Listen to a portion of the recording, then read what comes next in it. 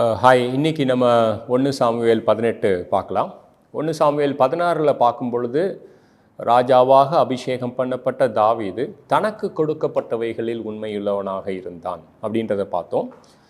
17வது அதிகாரத்தில் பார்க்கும் பொழுது ஒவ்வொரு நாளும் ஆயத்தப்படுத்தப்பட்டிருந்த ஒரு தாவீதாக பார்த்தோம். இன்றைக்கி 1 சாமுவேல் 18 நம்ம பார்க்க போகிற தாவீது என்னென்னா மகா புத்திமானாய் நடந்து கொண்ட தாவீது. அந்த வசனத்தை நான் படிக்கிறேன்.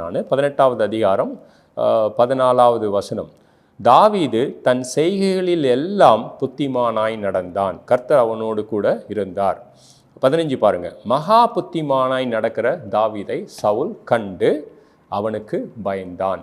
அப்படி எப்படி புத்திமானாய் நடந்தான், அதனுடைய அர்த்தம் என்ன அப்படின்னு பார்த்தீங்கன்னா 1 சாமுவேல் 18 முதல் 3 வசனங்களில் யோனத்தன் தாவீதோடு ஒரு உடன்படிக்கை பண்ணுவான், தன்னுடைய ஆயுதங்களை கொடுத்துட்டு.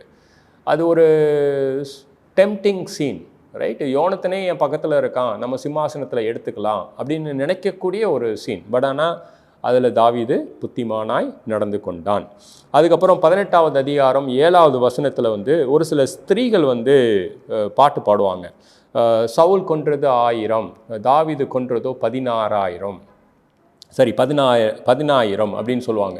இந்த மாதிரியான பாட்டெல்லாம் நம்மளை பற்றி எழுதுனாங்கன்னா நமக்கு என்ன ஒரு டெம்ப்டிங்காக இருக்கும். நம்மளை பற்றி நிறைய பேர் பாட்டு எழுதுகிறாங்க அப்படின்னு சொல்லிட்டு நம்ம அளவுக்கு மிஞ்சி நம்மளை பற்றி நினைக்கலாம். பட் அங்கேயும் மகா புத்திமானாய் நடந்து கொண்ட தாவீதை பார்க்குறோம்.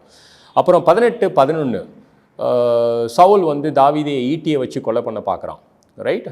ஒரு பக்கம் யோனத்தனோட உடன்படிக்கை, இன்னொரு பக்கம் இந்த ஸ்திரீகளோட பாட்டு. இங்கே சவுல் என்னடானா கொலை எப்படா பண்ணலாம் அப்படின்னு தாவீதை தேடிட்டு இருக்கான். மகா புத்திமானாய் நடந்து கொண்ட தாவீது. 18-17 இந்த தடவை தாவீதை சவுல் ஈட்டியில் கொலை பண்ணல, பெலிஸ்தர்களின் வழியாக பெலிஸ்தருடைய கையுக்கு ஒப்புவிக்கப்பட்டு தாவீது சாகணும் அப்படின்னு நினைக்கும் போது அந்த இடத்துலையும் மகா புத்திமானாய் நடந்து கொண்ட தாவீது. 18-20 ராஜாவோட பொண்ணு இவன் மேலே அன்பாக இருக்கா, அவளோட பேர் மீகால், ரைட்? ஸோ ராஜாவோட பொண்ணு என் பக்கத்தில் இருக்கா, எனக்கு அரண்மனை, எனக்கு சிம்மாசனம் அப்படின்னு நினைக்காம மகா புத்திமானாய் நடந்து கொண்ட தாவீது. 18-23 சவுலுடைய ஊழியக்காரங்கள்லாம் சொல்கிறாங்க, நீ ராஜாவுக்கு மருமகனாக ஆயிடலாம் அப்படின்னு சொன்னோன்னே நான் எம்மாத்திரம் அப்படின்னு யோசிப்பான்.